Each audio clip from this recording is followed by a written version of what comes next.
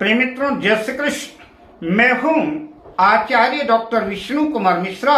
मुहूर्त ज्योतिष पर आपका बहुत बहुत स्वागत करता हूँ, आपका बहुत बहुत अभिनंदन करता हूँ। आज हम इस वीडियो पर आपसे चर्चा करेंगे, सूर्य देव अगर जन्म पत्रिका के चतुर्थ भाव में स्थित हो तो किन लग्न वालों को सूर्य का रत्न माणिक्य धारण करना चाहिए, किन लग्न वालों को सूर्य का रत्न माणिक्य नहीं धारण करना चाहिए।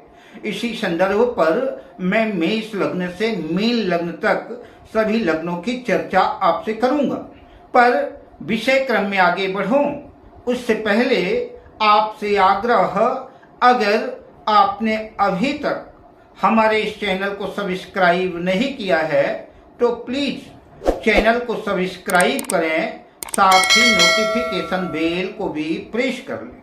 अगर आप अपनी या अपनों की जन्म पत्रिका का बृहद प्रेडिक्शन कराना चाहते हैं, विश्लेषण कराना चाहते हैं, अथवा किसी भी किस्म का ज्योतिषी परामर्श या कि उत्तम क्वालिटी के रियल राशि रत्न आदि हमसे प्राप्त करना चाहते हैं तो आप स्क्रीन पर फ्लैश हो रहे नंबरों पर हमसे संपर्क कर सकते हैं। जिस भी जातक की जन्म पत्रिका में सूर्य देव चतुर्थ भाव में अपनी उच्च राशि में स्थित हो या कि स्वराशि में स्थित हो अथवा मित्र राशि में स्थित हो तो ऐसा जातक सरकारी नौकरी में अथवा राजनीति में सफलता अर्जित करता है। ऐसे जातक मेडिकल के क्षेत्र में भी सफल होते हैं और ऐसे जातकों के पास भूमि, भवन, वाहन सब कुछ होता है। किंतु इसके विपरीत सूर्य अगर चतुर्थ भाव में अपनी नीच राशि तुला राशि में स्थित हो अथवा शत्रु राशि में स्थित हो तो ऐसे जातकों को अशुभ फल ही मिलता है, अच्छे परिणाम की उम्मीद नहीं करनी चाहिए। ऐसे लोगों का मन विचलित और परेशान रहता है। अशुभ स्थिति में सूर्य का रत्न माणिक्य धारण करना निश्चित रूप से नुकसानदेह साबित होगा, हानि की संभावना बनेगी। मैं मेष लग्न से मीन लग्न पर्यंत सभी लग्नों की चर्चा करूंगा। किन लग्न वालों को सूर्य का रत्न माणिक्य धारण करना चाहिए। तो अगर सूर्य चतुर्थ भाव में स्थित है तो सबसे पहले हम चर्चा करते हैं मेष लग्न की। मेष लग्न की जन्म पत्रिका में सूर्य पंचम भाव के स्वामी होकर के चतुर्थ भाव में कर्क राशि में स्थित होंगे। अतः मेष लग्न वालों को सूर्य का रत्न माणिक्य पहनने से शुभ परिणाम देखने को मिलेंगे। अब चर्चा करता हूँ वृषभ लग्न। वृषभ लग्न की जन्म पत्रिका में सूर्य चतुर्थ भाव के स्वामी होकर के चतुर्थ भाव में ही अपनी सिंह राशि में स्वराशि में स्थित होंगे।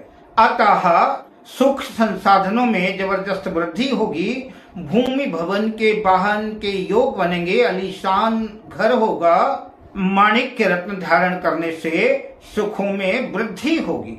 अब बात करते हैं मिथुन लग्न की। मिथुन लग्न की जन्म पत्रिका में सूर्य तृतीय भाव के स्वामी होकर के चतुर्थ भाव में कन्या राशि में स्थित होंगे। माणिक्य धारण करना कारोबार की दृष्टिकोण से अत्यंत लाभदायक सिद्ध होगा, किंतु घरेलू मानसिक अशांति बनी रहेगी। अतः सोच समझ करके माणिक्य रत्न धारण करें। अब बात करते हैं कर्क लग्न की। कर्क लग्न की जन्म पत्रिका में सूर्य देव द्वितीय भाव के स्वामी होकर के जन्म पत्रिका के चतुर्थ भाव में तुला राशि में स्थित होंगे। ऐसे जातक को धनार्जन करने में काफी कठिनाइयों का सामना करना पड़ सकता है, सुख संसाधनों की कमी रहेगी। अतः ऐसे जातक सूर्य का रत्न माणिक्य धारण न करें। अब बात करते हैं सिंह लग्न की। सिंह लग्न की जन्म पत्रिका में सूर्य स्वयं लग्नेश होकर के चतुर्थ भाव में अपनी मित्र राशि वृश्चिक राशि में स्थित होंगे। नौकरी आदि में, कारोबार आदि के क्षेत्र में सफलता अर्जित होगी, किंतु कुछ मानसिक परेशानी बनी रहेगी। अब बात करते हैं कन्या लग्न की। कन्या लग्न की जन्म पत्रिका में सूर्य द्वादश व्यय भाव के स्वामी होकर के जन्म पत्रिका के चतुर्थ भाव में धनु राशि में स्थित होंगे। ऐसा सूर्य नुकसान देता है, घर में चोरी आदि की समस्याएं होती रहेंगी, कलह कलेश पूर्ण जीवन रहेगा, सुख सुविधाओं के नाम पर फिजूल खर्ची बनी रहेगी, जिसकी वजह से धन का अपव्यय होगा, धन रुक नहीं पाएगा, मगर राज्य से लाभ की संभावना बन सकती है। अतः अपनी सुविधा के अनुकूल माणिक्य सोच समझ करके धारण करें। अब बात करते हैं तुला लग्न की। तुला लग्न की जन्म पत्रिका में सूर्य एकादश लाभ भाव के स्वामी होकर के जन्म पत्रिका के चतुर्थ भाव में मकर राशि में स्थित होंगे। माणिक्य धारण करने से तुला लग्न वालों को धन का लाभ तो होगा, पर संभव है कि धन टिक ना पाए। माणिक्य धारण करने से कम धन लाभ में वृद्धि तो होगी ही, किंतु मानसिक अशांति भी बनी रहेगी। अब बात करते हैं वृश्चिक लग्न की।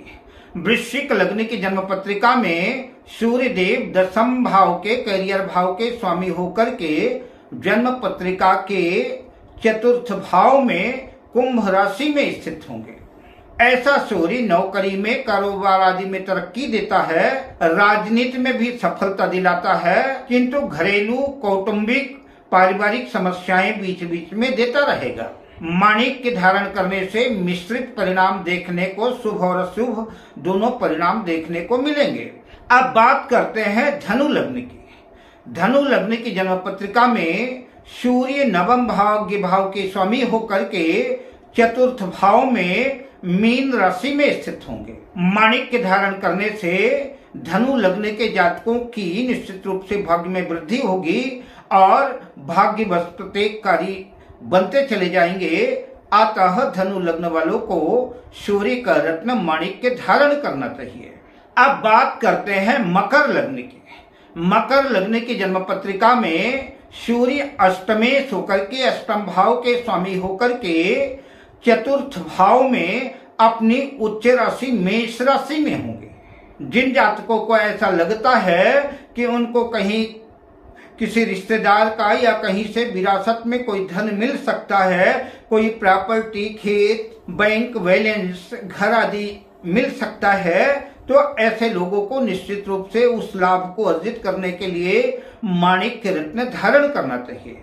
यद्यपि सूर्य अष्टमेश है, लेकिन अपनी उच्च राशि में है, तो उच्च राशि में और चतुर्थ भाव में होने की वजह से मिश्रित परिणाम मिलेंगे, सुखों में भी वृद्धि होगी, माणिक्य रत्न धारण किया जा सकता है। अब बात करते हैं कुंभ लग्न की। कुंभ लग्न की जन्म पत्रिका में सूर्य सप्तम भाव के स्वामी होकर के चतुर्थ भाव में वृषभ राशि में स्थित होंगे। ऐसे जातकों को शादी के बाद जीवन में परेशानियां बनी रहेंगी, घर में सास बहू के झगड़े बने रहेंगे, माणिक्य धारण करना बहुत हितकर नहीं रहेगा, अतः माणिक्य धारण ना करें।